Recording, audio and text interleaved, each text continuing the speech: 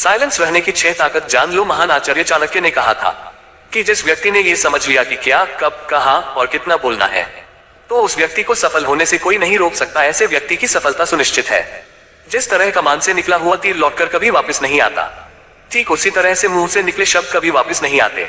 शब्द और भाषा हथियार है और कमजोरी भी।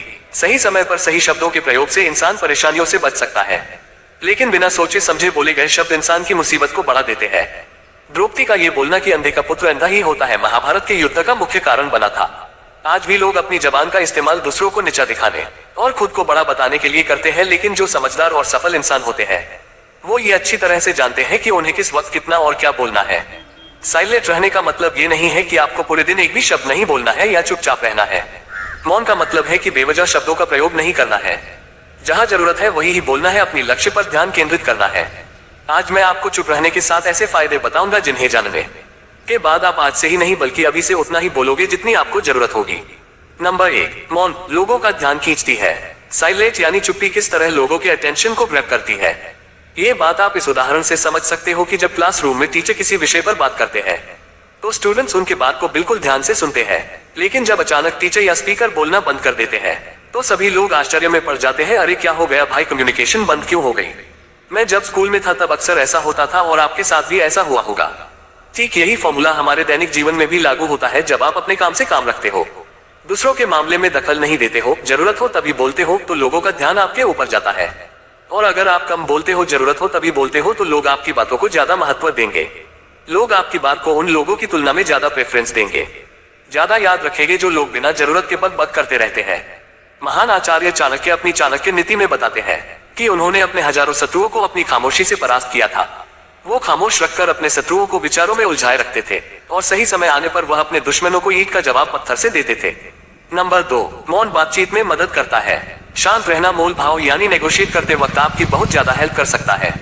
बातचीत के दौरान जब आप अचानक चुप हो जाते हो और सामने वाले इंसान को जवाब नहीं देते हो, तो ये खामोशी उस दूसरे इंसान को ये सोचने पर मजबूर कर देती है कि आखिर आप क्या सोच रहे हैं। तो फिर इसी चीज का आपको फायदा उठाना है। सामने वाले को ये सोचने दे कि आप क्या सोच रहे हैं। मान लो आप कोई डील फाइनल कर रहे हो, ये सामने वाले पार्टी को जल्दी से यस या फिर नो कहकर जवाब मत दो, कुछ सेकंड का पॉज लो। आपकी ये चुप्पी सामने वाले इंसान को परेशान करेगी और वो सामने वाला इंसान बोलकर आपकी इस खामोशी को भरना चाहेगा। उनको सारी बातें बोलने दे जिससे आपको बातचीत आगे बढ़ाने में मदद मिलेगी और आपका साइड बातचीत के दौरान ज्यादा भारी रहेगा। नंबर 3, मौन आपको विश्वास बनाने में मदद करता है।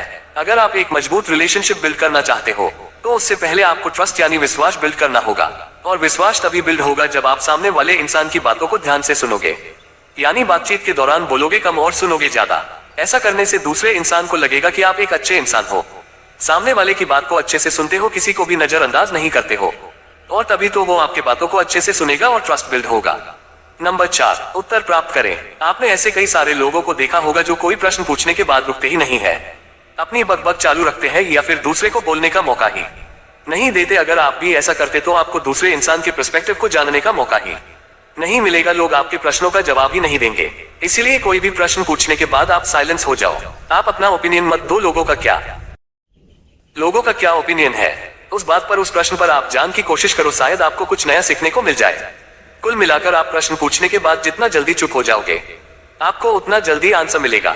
स्वामी विवेकानंद जी, जो अपनी बुद्धिमत्ता और विजडम के कारण पूरी दुनिया में जाने जाते हैं, उनमें भी ये क्वालिटी देखने को मिलती है। वे भी अपने गुरु रामकृष्ण जी से जब भी कोई प्रश्न पूछते थे तो अपना ओपिनियन तो बाद में देते थे, लेकिन पहले प्रश्न पूछने के तुरंत बाद चुप हो जाते थे ताकि उनके गुरुदेव की क्या राय है उस प्रश्न को लेकर, उस बात को लेकर ये जान सके।